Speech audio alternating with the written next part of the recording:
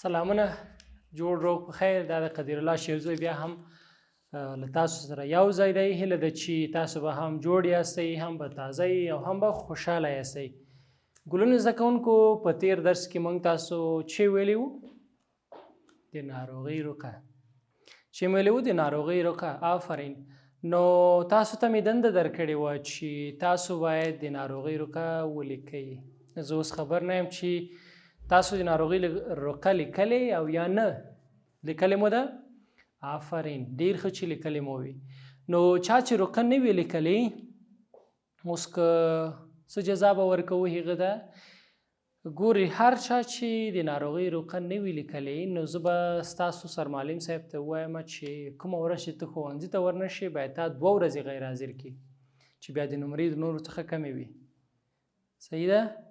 زه دا ځل به نه وایم، بل ځل بیا وایم ورته چې ستاسو ښوونځي سرمعلم صاحب ته دا وایم چې کوم زده کوونکي زما کورنۍ دنده نه وه ترسره کړې، هغه چې هر وخت ښوونځي ته رانغی د 1 ورځې پر ځای باید 2 ورځې غیر حاضر شي، تر څو د نمرې له نورو کمې شي او په نمره کې ښکته راشي.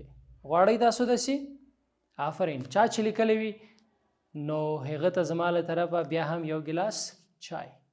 ښه ګلو زده کوونکو، له ما سره یوازې 3 توري دي.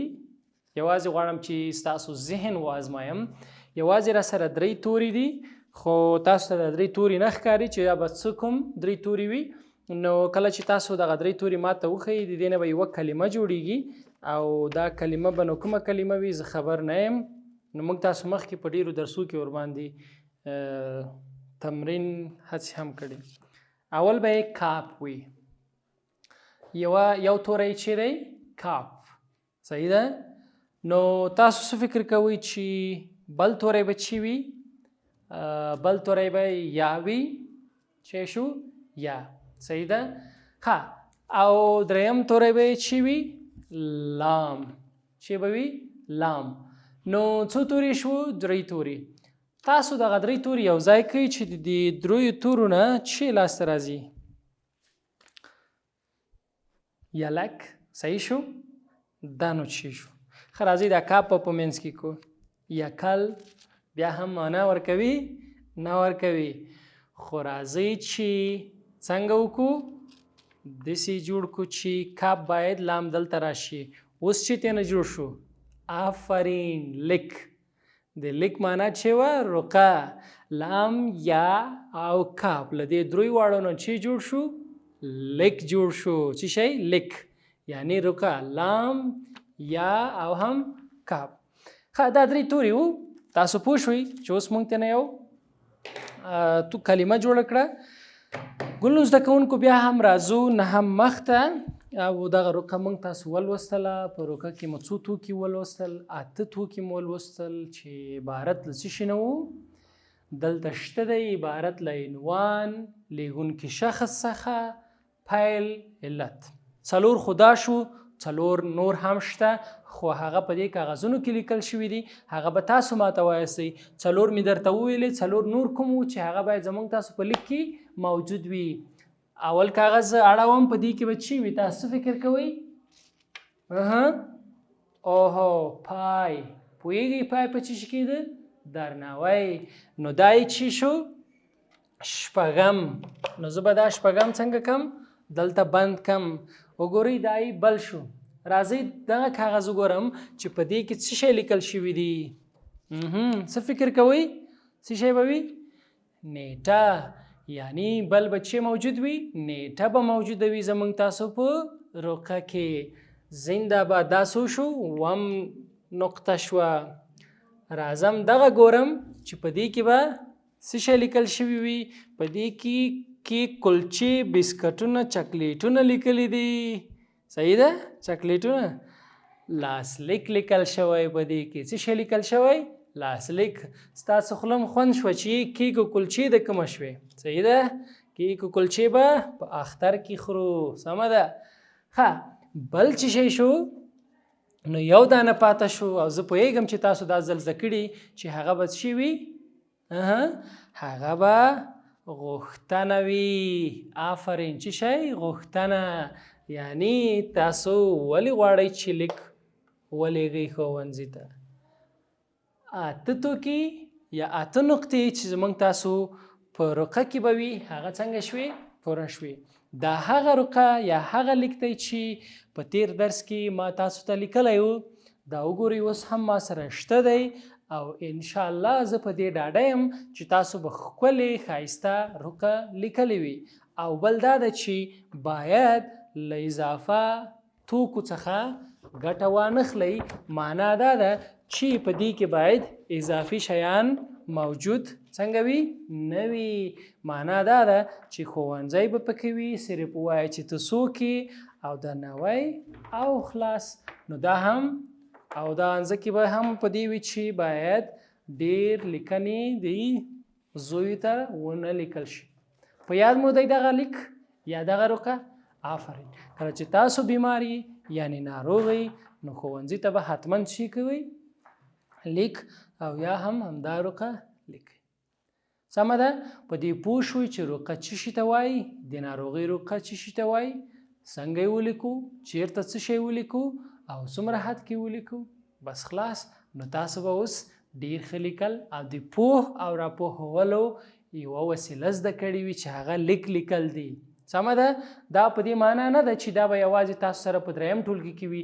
تاسو څلورم، پنځم حتی چې فارغ هم شئ د مکتب څخه بیا به هم ورته چې شی لیکئ تاسو رقعه لیکئ. صحیح ده؟ راځو بیا هم ستاسو کتاب ته چې نسم مخ باندې بیا هم دی د ناروغۍ رقعه ده او په دې ناروغۍ رقعه کې یو څو دانې کلمې دي چې دغه کلمې به زه په جملو کې استفاده کوم، جملې به ورباندې جوړوم او هم به یې معنا کوم. سمه ده؟ راځئ وګورو صوبتیا. صوبتیا ستاسو په کې شته دی په کتاب کې. څه معنا؟ حاضري. صحیح شو؟ څه معنا؟ حاضري یعنی هغه د حاضري کتاب موږ تاسو ته یادوي. صوبتیا. صحیح شو؟ همدارنګه ناسوب به چې شته وای، ناسوب هم شته دی. ما تاسو ته وویلې چې ناسوب معنا آفرین، غیر حاضر.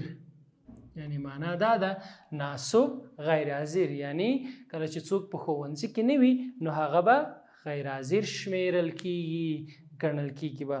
بل چې ستاسو په کتاب کې شته خو معنا یې نشته، رقعه ما تاسو ته وویلې چې څه شته وایي؟ آفرین، لیک ته. نو موږ بیا مختلف ډول چې لرو، لیکونه لرو، ډېر نومونه شته دی.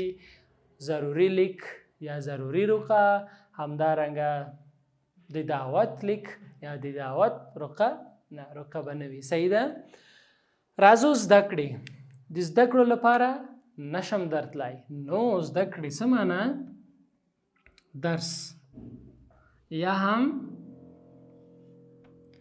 آفرین سبق، درس، هر شی چې وایي. یعنی معنا دا ده چې د زده کړو لپاره نشم درتلی. راځئ همدغه څلور جملې یا کلمې په جملو کې معنا کو ولیکو. اولنۍ چې دی زموږ تاسو سره آفرین صوبتیا یا د حاضري کتاب.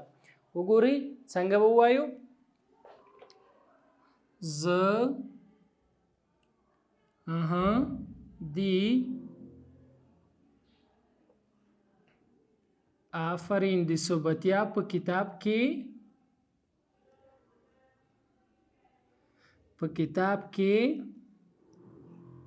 څنګه په کتاب کې څه شی؟ زه د صوبتیا په کتاب کې حاضر یم. صحیح شو؟ جمله ختمه شو. نو وګورئ د صوبتیا کلمه مې څنګه په جمله کې معنا کړه. دوهمه کومه جمله ده؟ ناسوب یعنی غیر حاضر. ناسوب څه شی؟ غیر حاضر. زه نن ناسوب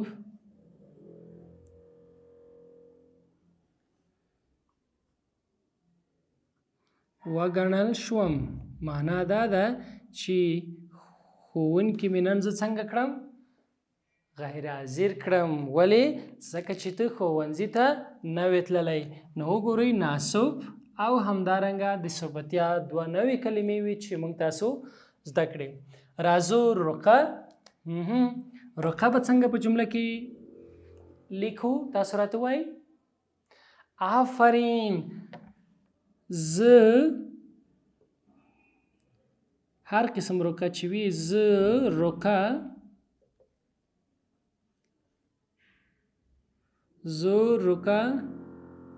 لیکلی، زه رقعه لیکلی شم. زه رقعه لیکلی شم. څومره اسانه. او همدارنګه اخیری څنګه وایو؟ زده کړې یعنی درس. زه غواړم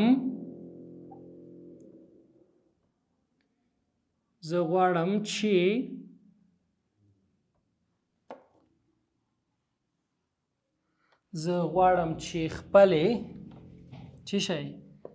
زه غواړم چې خپلې